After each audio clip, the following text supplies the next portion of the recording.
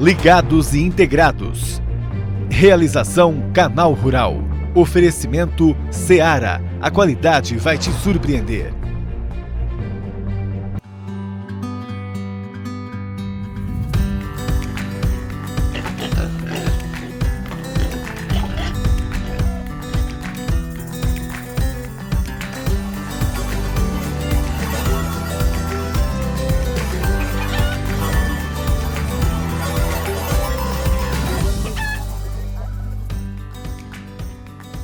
Bom dia! Hoje vamos falar de energia elétrica renovável e biogás, produtos com alto valor agregado que podem ser gerados pela suinocultura. O que falta para o Brasil avançar? Vamos perguntar ao Alessandro Gardeman, da Associação Brasileira de Biogás. E o que você faz entre um lote e outro de suínos? A limpeza, certo? Mas como você faz? Vamos checar essa lista juntos, com as dicas de Janier Capes, especialista em sanidade de suínos. Tem ainda as notícias do setor, a previsão do tempo e, é claro, a sua participação. Vamos começar? Agora! O Brasil exportou no acumulado do mês 275 mil toneladas de carne de frango. Só na semana passada foram quase 78 mil toneladas. Na média diária, são pouco mais de 15 mil toneladas. Praticamente o mesmo que junho. Que bom, né? Isso que a gente está aí numa pandemia, numa crise mundial. Vamos olhar aqui num gráfico que mostra a movimentação do mercado comprador externo durante todos os meses desde julho do ano passado. Olha só como os números mostram aí essa variação.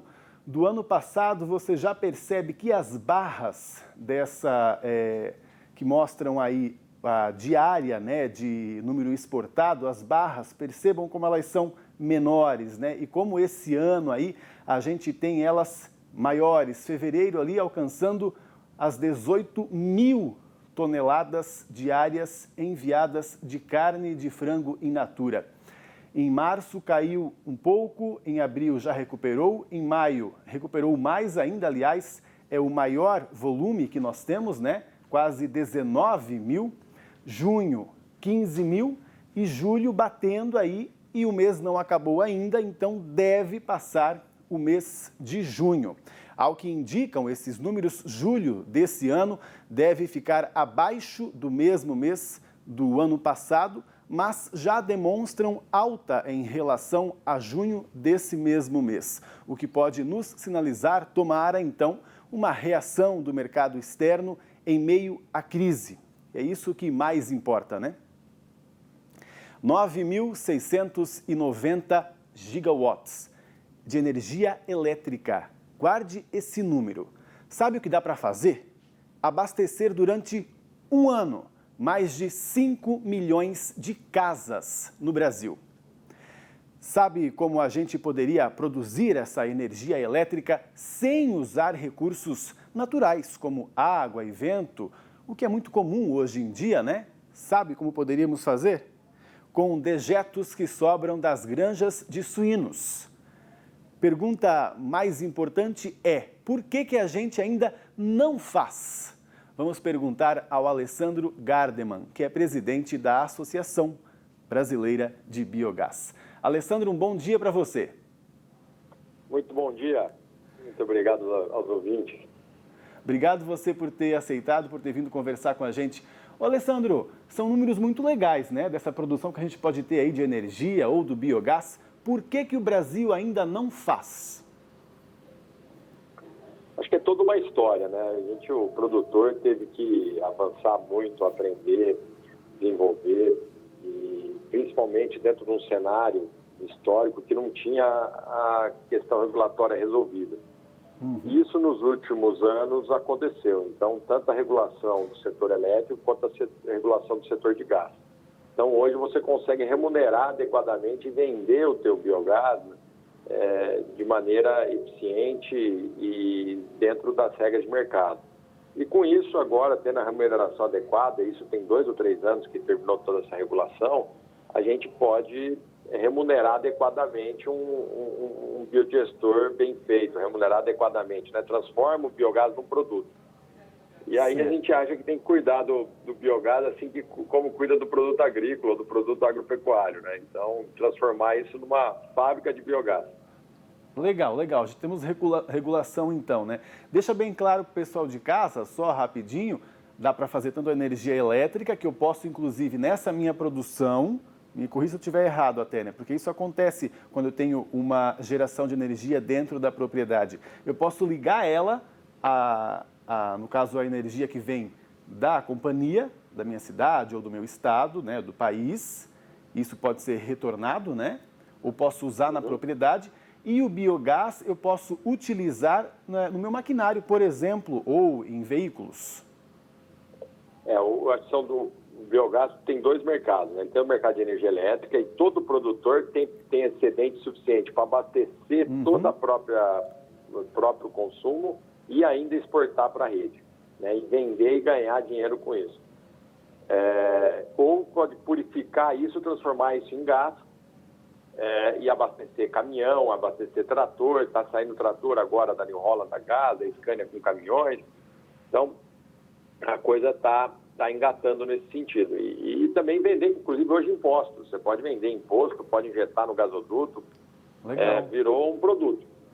Tá certo. E aí, agora, os produtores que têm interesse nisso, né? Como é que faz essa busca aí? Por onde eu começo? Primeiro entra no nosso site, a gente... Brincadeira fazer um merchan aqui, mas eu acho que a associação, a gente tem mais de 70 associados hoje, que garante de toda a cadeia, né? Então a gente tem hoje uma concentração de informação e disponibilidade muito interessante. Também acho que esses tempos de pandemia tem muito webinar acontecendo, muita informação, muita discussão técnica sobre como fazer biogás, né? Porque eu acho que o segredo é se informar mais, né? Porque o Brasil já fez muito biogás, tem muito biodigestor que já foi instalado, mas talvez não foi instalado com o intuito de gerar energia, de exportar energia, de gerar gás, né? Sempre talvez mais com a questão ambiental, de tratamento, ou na época do crédito de carbono. E hoje eu acho que é outro mundo. Acho que o mundo hoje é um mundo de energia, de tratamento ambiental, lógico, de ajudar a resolver o problema ambiental, mas gerar receita adicional para o produtor. Tá certo. Porque inclusive eu posso usar na minha propriedade, né, o que eu gero. Temos até exemplos, né? Se, por exemplo, eu tenho aí uma granja com 1.200 animais, né, suínos, isso dá para fazer o quê? Você consegue ficar independente de energia, e ainda exportar, e ainda que para fazer uma planta de gás talvez seja um pouco pequeno, talvez o ideal seria se consorciar com alguns outros vizinhos, né? Mas ainda tem um espaço para você gerar o gás para substituir o diesel nessa frota. Tá certo. E o bom também disso tudo é justamente o fato de que o dejeto ele tem uma destinação muito melhor, né? Você trata ele, reduz o potencial passivo ambiental e ainda mantém todos os nutrientes, né? Toda a capacidade de fertilizante, produtiva, está lá, ele não se mantém, ele não se altera, né? Ele só reduz a carga orgânica e reduz a questão de cheiro, né? E assim por diante. Então, e também tem muita coisa acontecendo de você integrar, usar resíduo de frango também, ou resíduo de animais. Então, acho que tem bastante oportunidade nesse sentido. Pois a gente vê aí bastante oportunidades, né? A questão do próprio cheiro, para quem vive ali, é muito bom, né? A questão da economia que você vai ter com a energia elétrica, que você vai pagar menos ou quase nada, né? Da que vem da rede, são realmente muitos benefícios, né? E aí, os investimentos para isso, eles são muito altos, você já comentou um pouco aí, né? Existem consórcios que eu posso, por exemplo, pagar em tantas vezes, ou até isso vai sendo debitado já nessa minha conta aí da energia que eu vou fornecendo? Hoje, é lógico que transformar isso numa fábrica de biogás, como a gente acha que tem que ser, né? Tem que transformar isso num produto, é um investimento importante. Só que hoje você tem linhas muito interessantes do ABC para financiar isso, o BRDE tem linha interessante. Então, assim, condição no próprio Banco do Brasil, né? Então, assim, com prazos muito longos, taxas de juros interessantes, e também tem modelos de negócio diferentes para fazer, exatamente. O pessoal se consorciar, montar uma cooperativa, né? Eu acho que tem que tentar viabilizar o investimento de maneira alternativa, garantindo, de fato, uma produção eficiente de biogás. Tá certo. Vamos falar sim o site da Biogás, não tem problema, é uma associação, né, que está aí para ajudar. Pode falar para o pessoal ir lá pesquisar. abiogás.org.br. Muito simples, abiogás.org.br. Alessandro, então, quando tiver novidades, avise a gente, por favor, né? E um bom trabalho para vocês. Muito obrigado pelo tempo, excelente, viu? Muito obrigado mesmo. Parabéns e um bom dia a todos. Vamos falar mais desse tema aqui que é interessante. Obrigado você.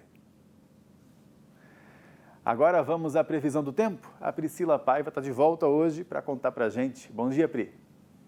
Olá, Pablo. Boa quarta-feira para todos nós. E finalmente uma frente fria rompeu o bloqueio atmosférico que estava instalado entre o sudeste e centro-oeste do Brasil. O sistema avança para algumas áreas do leste do Paraná, sul de São Paulo, mas antes chegou a provocar 100 milímetros, mais de 100 milímetros no centro do Rio Grande do Sul. Também tivemos ventos fortes de 80 km por hora em Soledade. E assim que a frente fria avançou, o que aconteceu? A gente tem temperatura de 4, 3 graus em grande parte da região da Campanha Gaúcha e risco para geada. Felizmente é uma geada que afeta mais as pastagens de inverno, não afeta as lavouras mais vulneráveis de milho, segundo a safra do Paraná, por exemplo. Ao longo dessa quarta-feira, a chance de chuva é mais forte em parte de Santa Catarina, sul do Paraná, chegando ao leste de São Paulo. Agora, volumes mais elevados mesmo serão identificados lá no Porto de Paranaguá, inclusive com algumas dificuldades nas atividades portuárias por causa do mar agitado, tá? No sudeste do Brasil, a gente vai ver que até a quinta-feira a chuva vai ficar forte em parte do Espírito Santo. Mas não vai ser uma chuva, por exemplo, que vai afetar algumas atividades de colheita do interior do sudeste e muito menos da parte central do Brasil. O que a gente vai ter é o frio mais concentrado no Rio Grande do Sul, como eu falei, e em parte do Paraná as mínimas não serão tão baixas e volumes aí de 29 a 2 de agosto de 15 milímetros. Mas quando agosto começar, a gente volta a ter uma situação de tempo muito seco. Não podemos esquecer que em parte aqui do Brasil Central existem áreas onde não temos chuva significativa, de pelo menos 10 milímetros diários, há 100 dias. E aí, agosto vai continuar com o tempo muito seco, pelo menos até a primeira quinzena. Obrigado, Priscila. E agora a gente faz um intervalo, depois tem dicas para limpeza e desinfecção das granjas de suínos. Fica aí para acompanhar com a gente.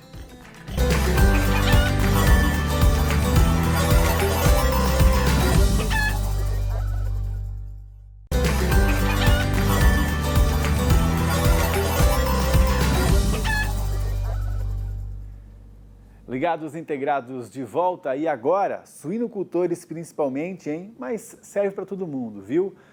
Peguem aí um papel e uma caneta, vamos fazer um checklist, sabe como é que é, né? Vamos checar aí, para ser bem claro, é uma lista para você checar se está fazendo o suficiente na limpeza da granja entre um lote e o outro. Bora lá? A Júlia Fabre, nossa repórter, conta pra gente item por item. Bom dia, Júlia. Bom dia, Pablo. Bom dia a todos. Quem associa a imagem dos suínos ao ambiente sujo está totalmente por fora da realidade. A limpeza nas granjas tem que ser impecável. O trabalho dos produtores inclui procedimentos diários, rotineiros, de biosseguridade para manter os ambientes livres de agentes causadores de doenças. Afinal, os problemas de saúde dos suínos estão relacionados ao manejo incorreto das instalações. Higiene e desinfecção são palavras de ordem na suinocultura, principalmente durante o vazio sanitário.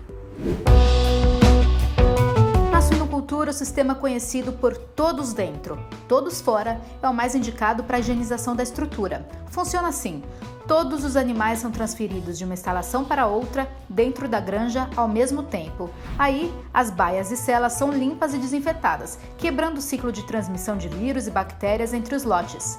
No próximo alojamento, os suínos serão recebidos em um ambiente confortável e livre de contaminações.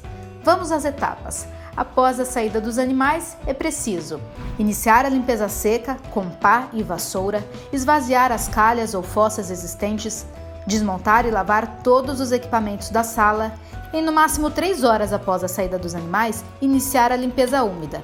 Primeiro, jogue detergente com água, depois, lava-jato de alta pressão. No dia seguinte ao da lavagem, aplicar o desinfetante.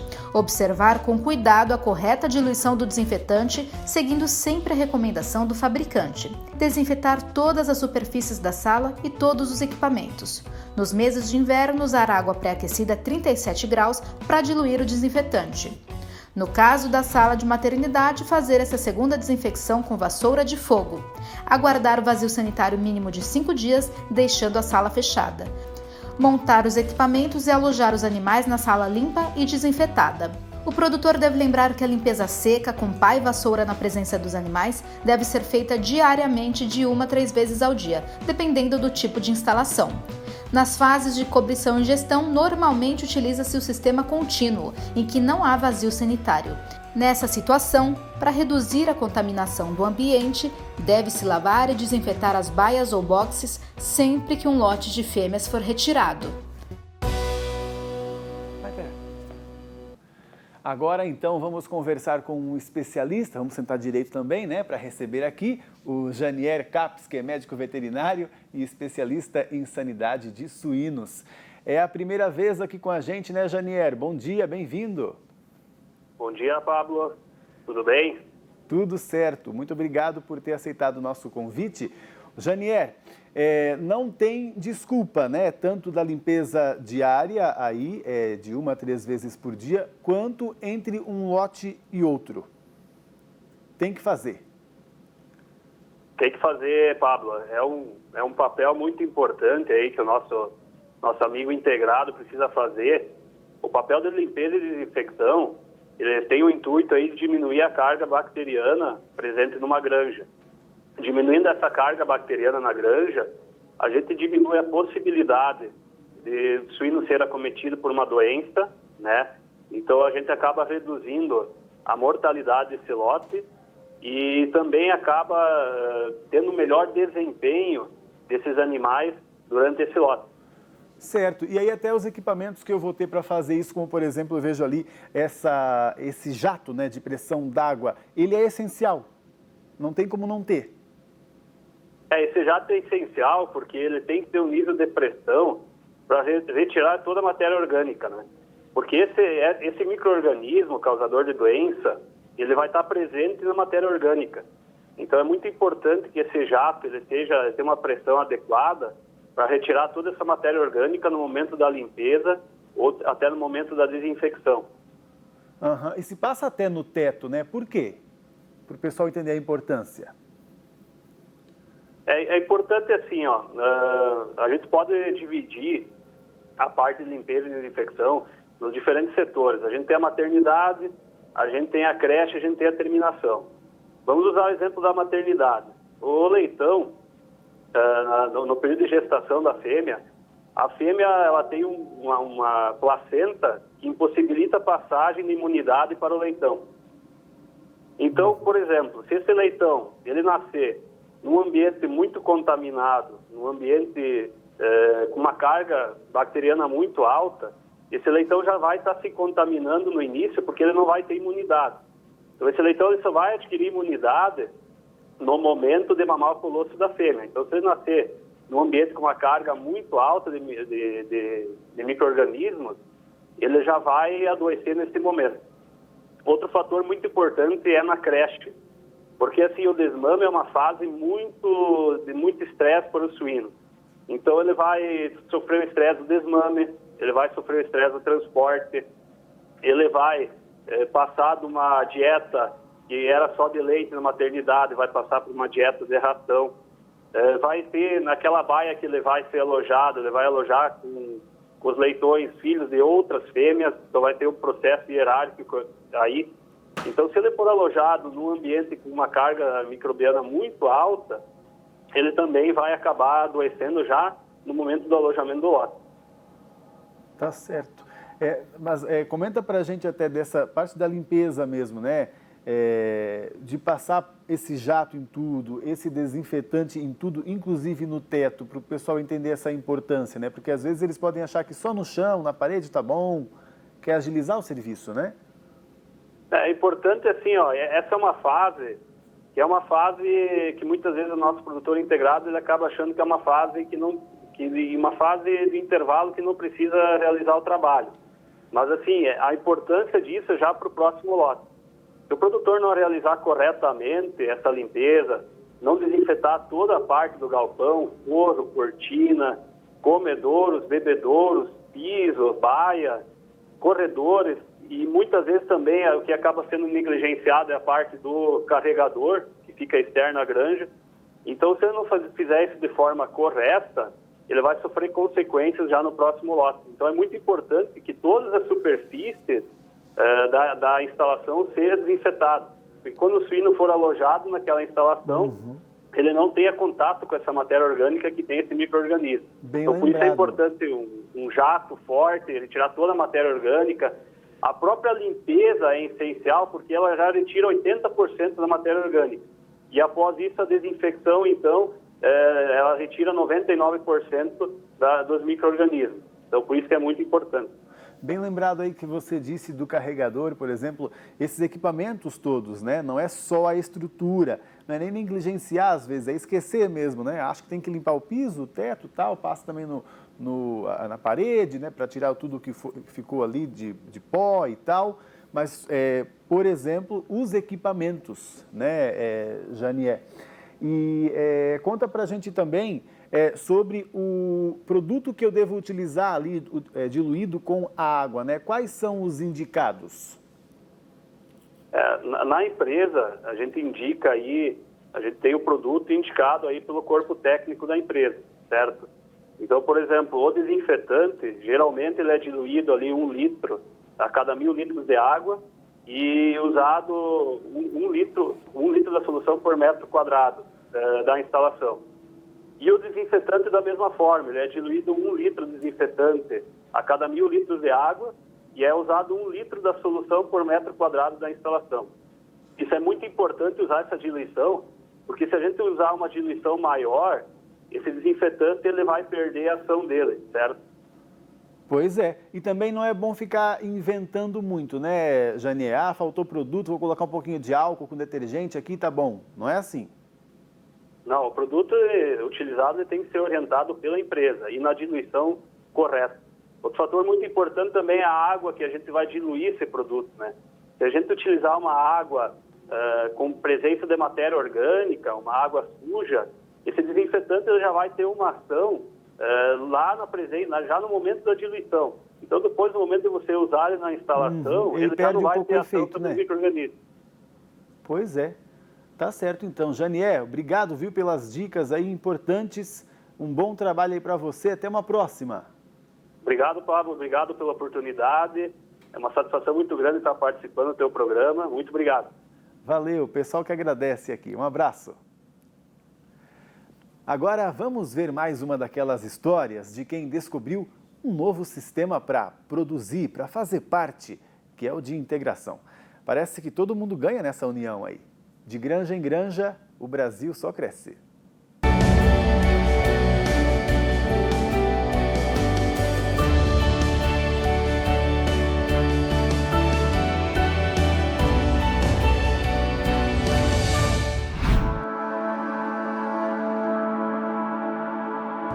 Eu sou José Luiz Grando, produtor integrado da JBS, junto com meus irmãos Roberto e Ricardo Grando.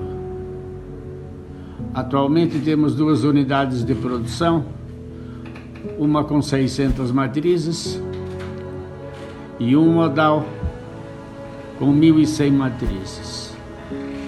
Quero salientar que A atividade suinocultura nos acompanha desde os tempos em que eram produzidos animais tipo banha. Na sequência, a substituição desses por animais tipo carne, em ciclo completo, em geral com 20 criadeiras, passou-se a 120 ainda em ciclo completo, e na sequência a transformação em UPDs. O modal que atualmente comporta 1.100 matrizes, em breve será de 1.500 matrizes, uma vez que a recepção e a gestação já estão concluídas, faltando apenas a maternidade.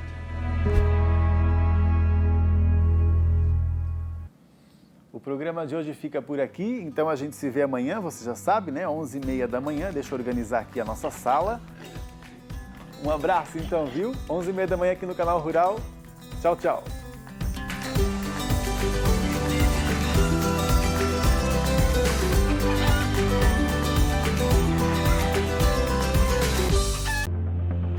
Ligados e integrados. Realização Canal Rural. Oferecimento Seara. A qualidade vai te surpreender.